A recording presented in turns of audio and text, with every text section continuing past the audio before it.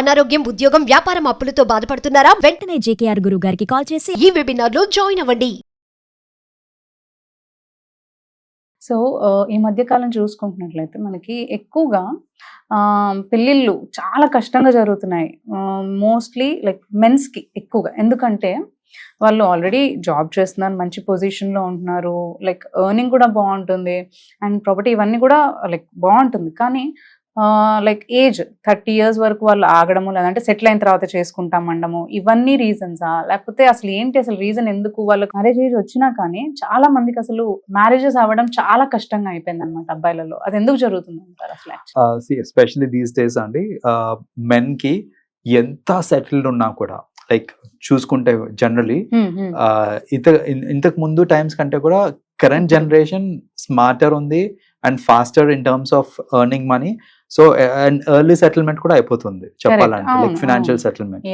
అయినప్పటికీ ఇంతకు ముందు పెళ్ళిళ్ళు అంటే ఈజీగా అయిపోయేవి, కానీ ఇప్పుడు పెళ్ళి అవ్వాలి అని అంటే అదొక పెద్ద అది చాలా యుద్ధం లాగా అయిపోతుంది చెప్పాలంటే. అది అంటే ఎంత టైం, ఎంత ఎఫర్ట్ పెట్టినా కూడా అసలు అబ్బాయిలకి ప్రొఫైల్స్ రావట్లేదు. అబ్బాయిలు ఎంత కాంప్రమైజ్ అయినా కూడా పెళ్లి కావట్లేదు ఇక్కడ.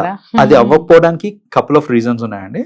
అందులో ప్రైమరీ రీజన్ వచ్చేసి imbalance in the ratio of men and women.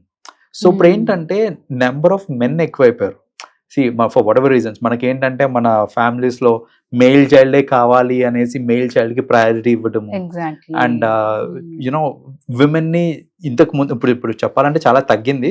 But ఇంతకు ముందు ఏంటంటే గర్ల్ చైల్డ్ పుట్టగానే చంపేసే వాళ్ళు ఇలాంటివన్నీ చేసి, సో వేరియస్ రీజన్స్ వల్ల ఏంటంటే there is an imbalance. Number of women చాలా తక్కువ మంది ఉన్నారు, నెంబర్ ఆఫ్ మెన్ ఎక్కువైపోయారు.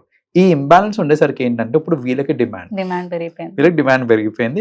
ఇక్కడ సప్లై లేదు, అంత సప్లై లేదు. ఇప్పుడేమో గర్ల్స్ కి కష్టమయ్యేది, మెన్ ఒప్పుకోవడం అంటేనే వాళ్ళు అబ్బా ఏదో ఒకటి వచ్చింది ఒప్పేసుకుందాం అన్నట్టు ఉండేది. ఎగ్జాక్ట్లీ. సో అప్పుడు ఏంటంటే మెన్ ఎలా ఇంప్రెస్ చేయాలి, ఎలాగోలాగా ఈ సంబంధం కుదిరించుకోవాలి అనేసి అలా ఉండేది. కాంప్రమైజ్ అయ్యేవాళ్ళు. ఎందుకంటే అప్పుడు ఏంటంటే విమెన్ అంత ఇండిపెండెంట్ కాదు, మోస్ట్లీ డిపెండెంట్, కాబట్టి మెన్ కి ఎక్కువ ఇది ఉండాలి. ఇప్పుడు కరెంట్ జనరేషన్ చూసుకుంటే women is extremely independent. So independent women ఉంటున్నారు, తక్కువ నెంబర్ ఆఫ్ విమెన్ కూడా తక్కువ మంది ఉంటున్నారు. సో ఇక్కడ ఏంటంటే ఫస్ట్లీ ఆ ఇంబ్యాలెన్స్ ఒకటి ఈ డిమాండ్ క్రియేట్ చేస్తుంది ఇక్కడ వీళ్ళకి, విమెన్ కి. రెండోది ఏంటంటే ఎక్స్పెక్టేషన్స్ అండి. సో ఇప్పుడు ఏమైపోయింది అని అంటే పాపులేషన్ ఆఫ్ మెన్ ఇంక్రీజ్ అయిపోయింది. దానివల్ల ఏంటంటే అమ్మాయిలు కూడా జనరల్ గా టాప్ నాచ్ వాళ్ళని, ఎలాగో వీళ్ళకి డిమాండ్ ఉంది, సో వీళ్ళ ప్రిఫరెన్స్ కూడా ఏంటంటే టాప్ నాచ్ మెన్ కి ఇవ్వడానికి ట్రై చేస్తున్నారు. ఇక్కడ ఫిల్టరేషన్ ఎలా అవుతుంది అని అంటే, సపోజ్ ఎవరైనా డాలర్స్ సంపాదిస్తున్నారు, లేకపోతే they are in some other country, వాళ్ళకి priority first, because financial stability వచ్చేస్తుంది, క్వాలిటీ ఆఫ్ లైఫ్ బెటర్ గా ఉంటుంది. ఈ రెండు రీజన్స్ వల్ల ఏంటంటే వాళ్ళకి ఫస్ట్ ప్రయారిటీ ఉంటుంది. వాళ్ళకి తగ్గ ఎవరికి తగ్గ లెవెల్ వాళ్ళు చూసుకుంటున్నారు అనమాట. లైక్ జస్ట్ మిడిల్ క్లాస్ అనే కాదు, రిచర్ క్లాస్ అనే కాదు, ప్రతి క్లాస్ కి వాళ్ళకి తగ్గట్టు వాళ్ళు మ్యాచెస్ ని చూసుకుంటున్నారు ఆన్ దీస్ లైన్స్. ఎవరన్నా ఫారెన్ లో ఉన్నారా, అబ్రాడ్ లో ఉన్నారా అనేసి. రెండోది ఏంటంటే they also look at the expectations in terms of వాళ్ళ పియర్స్. ఇప్పుడు అమ్మాయిలు ఈ మధ్య జనరల్ గా ఏంటంటే ఒక 4-5 అమ్మాయిలు ఒక క్లోజ్ ఫ్రెండ్స్ గ్రూప్ ఉంది అనుకోండి, ఇప్పుడు అందులో 2-3 పెళ్లిళ్ళు అయిపోతే ఆ స్టాండర్డ్ ని వాళ్ళు బెంచ్ మార్క్ కింద పెట్టేసుకుంటున్నారు అనమాట. ఏంటంటే వాళ్ళ హస్బెండ్ ఇంత సంపాదిస్తున్నారు, వాళ్ళకి ఇంత ప్రాపర్టీ ఉంది, సో నాకు వచ్చేవాడు అట్లీస్ట్ దానికంటే ఎక్కువనే ఉండాలి, తగ్గకూడదు, అట్లీస్ట్ దానికి తగ్గట్టు ఉండాలి, దానికంటే ఎక్కువ ఉన్నా పర్వాలేదు, తగ్గద్దు అనే ఒక బెంచ్ మార్క్ అక్కడ క్రియేట్ అయిపోతుంది. ఎందుకు అనంటే పియర్ ప్రెషర్ వల్ల. లైక్ వాళ్ళందరికీ ఇంత ఏంటి ఆస్తులు ఉన్నాయి, ఇంత సంపాదిస్తున్నారు, సో ఆబ్వియస్లీ నాకు వచ్చేవాడు కూడా మినిమం ఇంత ఉండాలి అనేసి.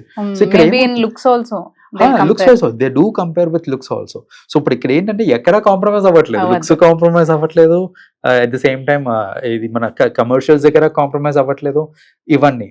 అయితే ఎక్స్పెక్టేషన్స్ ఆఫ్ విమెన్ ఒక ఎత్తు అయితే, ఎక్స్పెక్టేషన్స్ ఆఫ్ దేర్ ఫ్యామిలీ ఇంకొక ఎత్తు. సో అది కూడా ఒక ఎలిమెంట్ ఈ మధ్య. అంటే మన అరేంజ్ మ్యారేజ్ సిస్టమ్ లో చూసుకుంటే గనక వాళ్ళ పేరెంట్స్ వాళ్ళ ఎక్స్పెక్టేషన్స్ ని కూడా వాళ్ళు రీచ్ అవ్వడం ఇంపార్టెంట్ ఇక్కడ, అబ్బాయిలందరూ. సో వాళ్ళ ఎక్స్పెక్టేషన్స్ ఏంటంటే వాళ్ళు నాకు దిమ్మ తిరిగిపోతాయి ఎక్స్పెక్టేషన్స్ అన్ని అసలు తెలుస్తా ఉంటాయి. సరే, ఒక ఎక్స్పెక్టేషన్ ఏంటంటే సరే అబ్బాయి ఫైనాన్షియల్లీ ఎంత స్టేబుల్ గా ఉన్నాడు, ఏం చేస్తున్నాడు అన్ని చూస్తున్నారు, బానే ఉంది. అసలు వాళ్ళు చూసుకునే ఇంకొక ప్రయారిటీ ఏంటంటే ఆ అబ్బాయికి ఎంతమంది సిబ్లింగ్స్ ఉన్నారు, ఓకే. ఆ అబ్బాయికి ఎంత ఆస్తి ఉంది, so property siblings in the Property. Sense వాళ్ళకి ప్రాపర్టీ అన్ని డివైడ్ Divide అవుతాయి. అవుతుంది. సో అసలు నీకు ఎంత ఆస్తి ఉంది చూసాను అంటే అంతవరకు ఓకే. నీకు ఎంతమంది సిబ్లింగ్స్ ఉన్నారు, దానికి Correct. తగ్గ నీకు ఎంత ప్రాపర్టీ వస్తుంది అనేది కూడా వాళ్ళు క్యాలిక్యులేషన్స్ చేస్తున్నారు.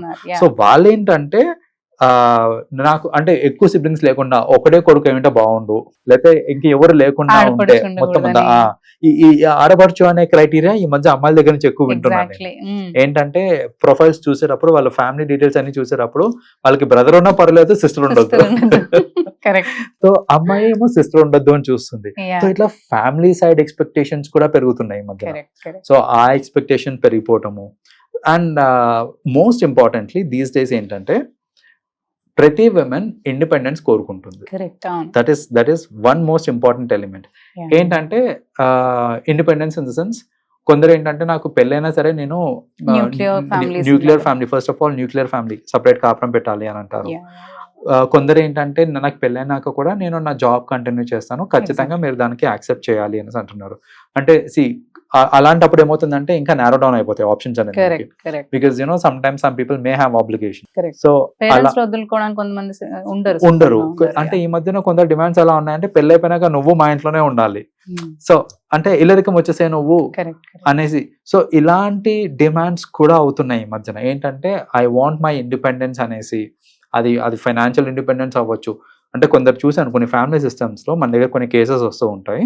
అందులో ఆ అమ్మాయి అంటే వెన్ షీస్ ఎర్నింగ్, కొంతవరకు నేను నా ఖర్చుకి నేను పెట్టుకుంటాను అనుకోవడం ఇట్ ఈస్ ఫేర్.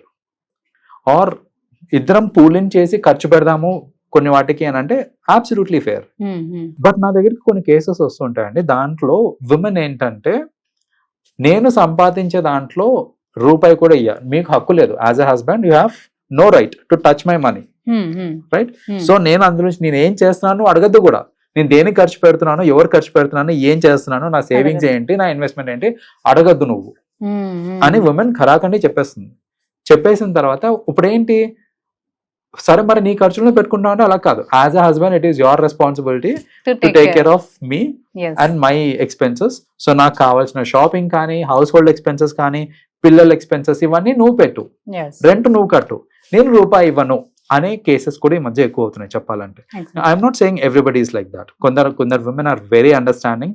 వాళ్ళు ఇన్ఫాక్ట్ చెప్పాలంటే కాంట్రిబ్యూట్ చేస్తారు. కాంట్రిబ్యూట్ కాదండి, సింగిల్ హ్యాండెడ్ గా నేను ఫ్యామిలీ నడిపే అమ్మాయిలను కూడా చూసాను నేను. Yes. చాలా మంది అమ్మాయిలు అవును. సింగిల్ హ్యాండెడ్ గా, అంటే హస్బెండ్ కేపబిలిటీ లేకపోయినా, సమ్ టైమ్స్ హస్బెండ్ కి ఏదైనా డిసేబిలిటీ రావటం వల్ల, వాట్ ఎవర్ రీజన్స్, అమ్మాయి సింగిల్ హ్యాండెడ్ గా ఇది నడపడం చూసాం మనం. కరెక్ట్. కానీ I'm talking about few exceptional cases Yeah. Where వాళ్ళు ఏంటంటే ఆ ఇండిపెండెన్స్ ఏ లెవెల్లో కోరుకుంటున్నారంటే నేను డబ్బులు కూడా కాంట్రిబ్యూట్ చేయను for hour living expenses. Exactly. As a family మనం టుగెదర్ ఉంటున్నాము, కానీ నేను డబ్బులు ఇవ్వను అనే వాళ్ళు కూడా ఉన్నారు. సో ఇలా ఏంటంటే ఇలాంటి యాటిట్యూడ్స్ డిస్ప్లే చేయటం వల్ల, ఇవన్నీ అవ్వటం వల్ల, అండ్ ఈ మధ్యన ఏంటంటే ఈ సిచ్యువేషన్షిప్స్ అనేసి, రిలేషన్షిప్స్ అనేసి, ప్రీ మ్యారిటల్, ఇవన్నీ ఏంటంటే ఫ్లింగ్ అనేసి, we have different names for all of these. ఇవన్నీ రావటం వల్ల అబ్బాయిలు కూడా భయపడుతున్నారు చెప్పాలంటే, right? So it's like insecurity feeling అనమాట. ఏంటంటే ఎవరో తెలియని వ్యక్తి, అరేంజ్ మ్యారేజ్ సెటప్ లో ఏమవుతుంది అని అంటే she's a stranger absolutely. So ఒక అబ్సల్యూట్ స్ట్రేంజర్ ని వాళ్ళ ఏమీ పాస్ట్ గురించి కూడా తెలుసుకోకుండా. నాకేం తెలియదు, అలాంటి వాళ్ళని నేను పెళ్లి చేసుకోవాలంటేనే ఆ భయానికి చాలా మంది ఆగిపోతున్నారు. So these are the various reasons why general గా ఇప్పుడు ఈ కరెంట్ సిచ్యువేషన్ ఏంటంటే మెన్ కి కొందరు పెళ్లి చేసుకోవద్దు అని ఫిక్స్ అయిపోతున్నారు, కొందరు చేసుకోవాలన్నా ఎందుకు అవ్వట్లేదు అని అంటే బికాస్ ఆఫ్ ది 30, 35, 40 అయినా కూడా మ్యారేజెస్ అవ్వట్లేదు. ఎగ్జాక్ట్లీ. థ్యాంక్ యూ అండి. Thanks for sharing your opinions. Thank you. Thank you.